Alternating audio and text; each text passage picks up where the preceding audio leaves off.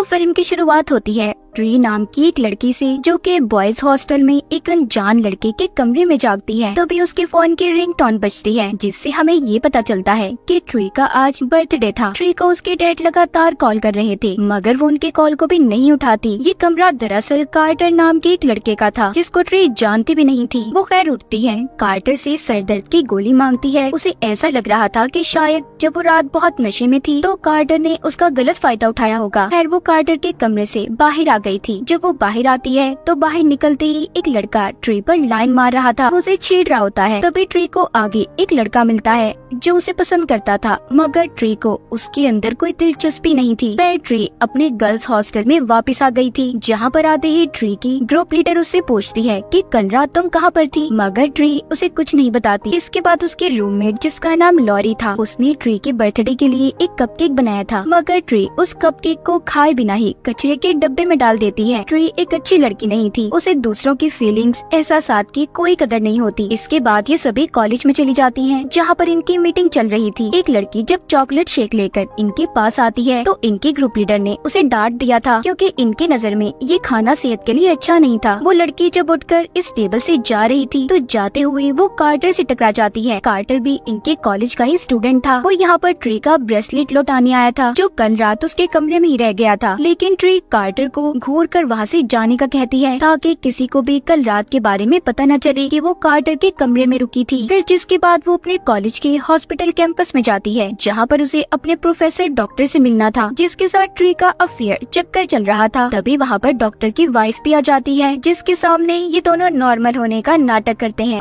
और ट्री वहाँ से चली गई थी। वहीं पर ट्री की रूममेट लॉरी भी होती है। वो कहती है, देखो ऐसे डॉक्टर के चक्कर में मत फंसो, मगर ट्री को तो उसकी इन बातों से कोई फर्क ही नहीं पड़ता था। जब ये वापस से अपने हॉस्टल में जाती है तो उधर ट्री की ग्रुप लीडर बताती है कि आज शाम हमें पार्टी में जाना है। फिर ट्री तैयार होती है और हॉस्टल के रास्ते से पार्टी में जा रही थी। तभी हम देखते हैं कि उसके डैड की कॉल भी लगातार उसे आती रहती है, जिसे वो नहीं उठाती। थोड़ा सा आगे जाने पर इसे रोड पर पड़ा हुआ एक खिलौना मिलता है, जिसमें बर्थडे म्यूजिक चल रहा था। जब ये उसके पास उसे देखने जाती है तो ट्री को एक आदमी खड़ा हुआ मिलता है, जिसने बेबी मास्क पहना हुआ था और ट्री को ही काफी देर से खड़ा घूर रहा था। ट्री जब उसको पुलिस की धमकी देती है तो वो वहाँ से चला जाता है, मगर अचानक ही पीछे से आकर उसने ट्री पर हमला कर दिया था। वो ट्री के पेट में चाकू घुसा देता है, जिससे ट्री की वहीं पर मौत हो गई थी। और फिर अचानक से ट्री की नींद बॉयज हॉस्टल में खुलती है, जहाँ पर हमने ट्री को पहले देखा था। ये कमरा कार्टर का ही था। ट्री को उसके डैड की कॉल भी आ रही थी। ट्री अब कंफ्यूज हो चुकी थी। उसे ऐसा लग रहा था कि जैसे उसने शायद कोई बुरा सपना देखा हो, लेकिन इस बार वो कार्टर के बारे में जानती थी और ये भी कि उसने सरदर्द की गोली को कहाँ पर रखा है। ट्री जब बाहर आती है तो पहले की तरह ही एक लड़का उस पर लाइन मार रहा था और फिर वो लड़का ट्री को मिलता है, जो उसे पसंद करता था। सब कुछ बिल्कुल ही वैसे चल रहा था जैसे ट्री के साथ पहले हुआ था। ट्री को ये सब देखकर ऐसे लग रहा था कि शायद ये सब कुछ उसने पहले भी देखा है,